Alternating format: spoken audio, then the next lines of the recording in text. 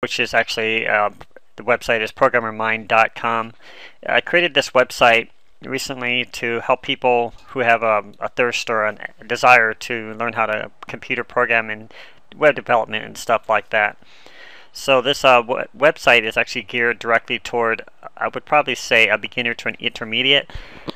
Probably wouldn't want to say exactly beginner, because some of the techniques here will require at least some kind of a skill set in programming as it is, or web development. So what this video is, I'm trying to keep this short here. What this video is actually set up here for is kind of like a sitemap, where it's going to I'm going to go through the pages one by one and kind of show you what I have to offer here. Okay, so let's get started. Okay, obviously when you first sign into the website, you're going to see the banner and the home link, the about, videos, contact, Facebook and YouTube, and of course you'll see the navigation panel here on the left. And in the center here I just have a demo picture of a Java screenshot of a computer program I wrote while I was back in college. And later I'm going to try to incorporate some downloads in here for people who want to download programs to take a look at them. And if you also look here underneath the buttons, you'll see that there's a set of menus here I've even added, which allow you to basically, it's the same thing that you see over here from Programming Guides, Object-Oriented Basics of Programming, and it's all incorporated here into menus just for easier navigation. So if you don't want to click down here, you could easily just click on these menus and they'll basically do the same thing. So the first thing you might want to, even if you're, well, I probably would do this later, but I stuck this at the top so people would know where to find it. But once you get into the site and you have some questions, you can either do one or two things. You can click up here on the contact button, which will take you to the contact page where you can fill out a message. You can send it directly to me, or you can have it sent directly through email. Or you can also just click on the message board right here on the home page. And the message board will basically open up a form where you'll have to register, log in, and then you can post some messages on the board and I'll respond back to them. Okay, and kind of go over this. The first thing you would want to probably do here is probably most people would probably click on the buttons here, so I'm just going to go through the buttons. This obviously the home button, which is the home page. The next thing would be the About button, so this kind of is an introduction to myself and why I started the website. The next one is a Videos button, which I basically took, I'll be taking YouTube videos right on my channel and embedding them directly into my website. I've only got two here at this time focused on the programming aspect, which is ASP.NET. Okay, and here's the first programming example.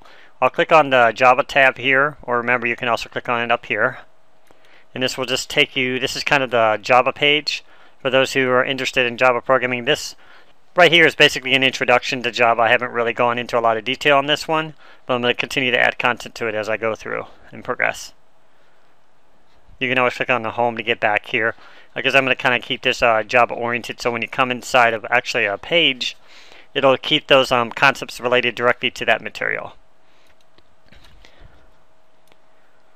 And these actually are still links that are not accessible at this time because I haven't built content for them. So the Visual Basic, actually there is one for here, but VB and Visual C++ are still in production.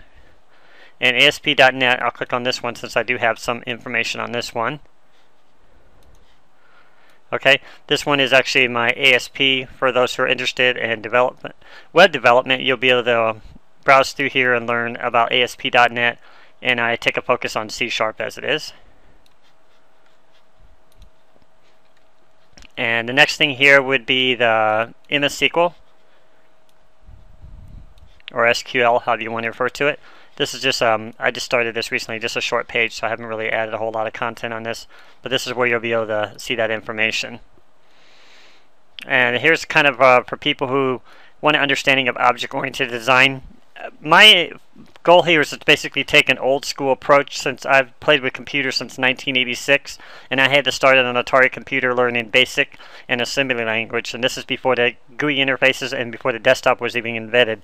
So I have my own, basically my own style I can actually teach you to show you a better way, probably an easier way to learn how to program instead of trying to go through all the the techniques in the way that people might teach it on the internet these days, or even taught in the classrooms. So this is the first one here is what you should know, and this is kind of given a rundown of how object-oriented programming works. I use kind of use a lot of visual examples. As you read through here, you'll find out more about what this means, and this is just basically explaining about the variables and stuff like that. The next one here is for flowcharting, for people who want to see the flowcharting process and how the computer program is structured, or how flowchart works. The next one here is for those who actually want to start the right way, which is the software development life cycle, which will has just basically a few core points here, broken down in phases.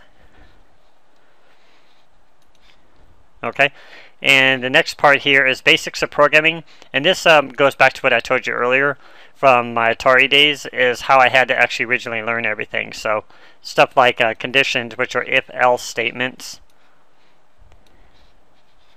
In this example here is just a program that, actually this is a C#.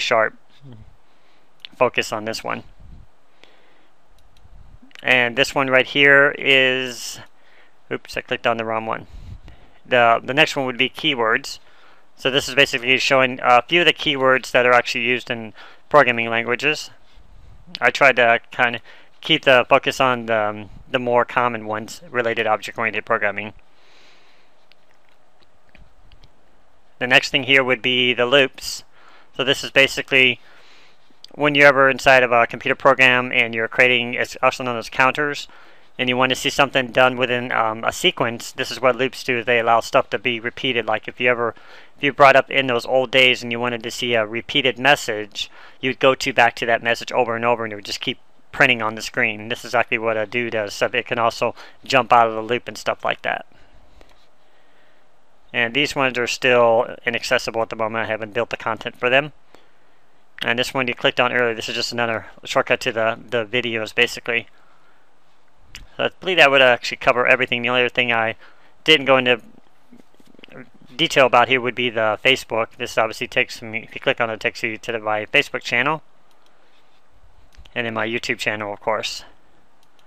So that's kind of the basics for the sitemap. So if you have any questions, I definitely suggest to contact me, like I said, directly here through the message board, and that's the best way I can stay in contact with people and find out exactly what you're stuck on, or what you would probably like to have the site more geared toward what you're looking for in a website. Because my overall goal is to really teach people how to do this, since I've been doing this for a long time, and I like to be able to see people's style and approach to programming and try to help them along in that progression. So if you have any questions, just go ahead and send the contacts to me as well, and I'll be happy to respond to you. And I wish you the best on your programming. Thank you.